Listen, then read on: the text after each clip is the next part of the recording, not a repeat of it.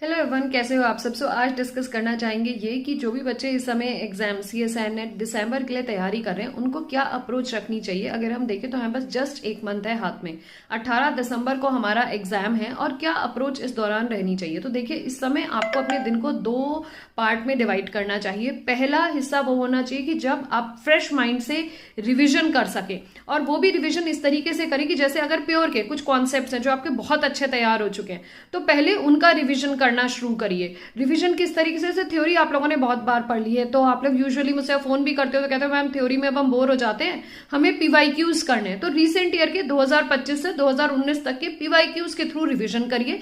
जहां पे भी आप प्योर के पार्ट में रुक रहे हो उस क्वेश्चन को दोबारा देखो, दूसरे दिन दोबारा देखो, तीसरे दिन दोबारा देखो, 2-3 दिन उस क्वेश्चन को रिपीट करो। तो कॉन्सेप्ट और उस कॉन्सेप्ट की एप्लीकेशन क्वेश्चन में किस तरीके से लग रही है, एक तो आपको ये याद हो जाएगी। एक चीज ये क्लियर हुई। दूसरी चीज ये समझो कि जब शाम के टाइम पे पढ़े हो तो अप्लाइड पोर्शन जरूर करो, और दिन का एक हिस्सा अपना आधा घंटा या 40 मिनट, दिन का हो, सुबह का हो, शाम को भी, जब भी आपको ज्यादा स्लीपी लगता है या आपको लगता है कि थोड़ा आसान सा काम कर लिया जाए तो एफटी को दो। अब 1 महीने एफटी जरूर करनी है।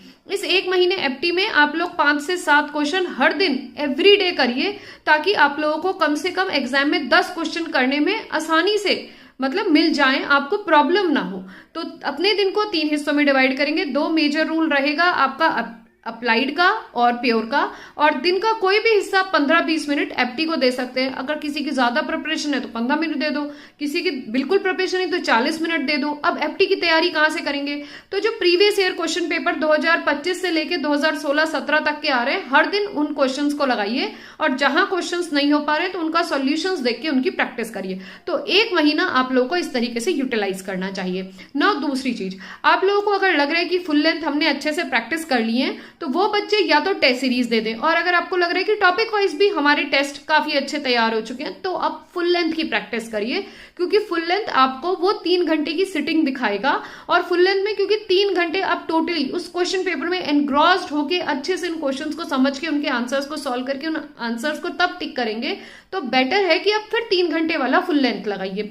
कम से कम हफ्ते में 1 फुल लेंथ तो लगना चाहिए, और उस फुल लेंथ का एनालिसिस जरूर होना चाहिए, क्योंकि तभी आप एनालिसिस करके उनके आंसर्स के थ्रू लर्न करेंगे नए कॉन्सेप्ट्स। अगर आप चाहते हैं नए फुल लेंथ टेस्ट सीरीज को ज्वाइन करना तो आप मेरी प्रीलिम टेस्ट सीरीज भी ज्वाइन कर सकते हैं, जो ऑलरेडी लॉन्च हो चुकी है और बहुत ही मिनिमल प्राइस में मिल रही है।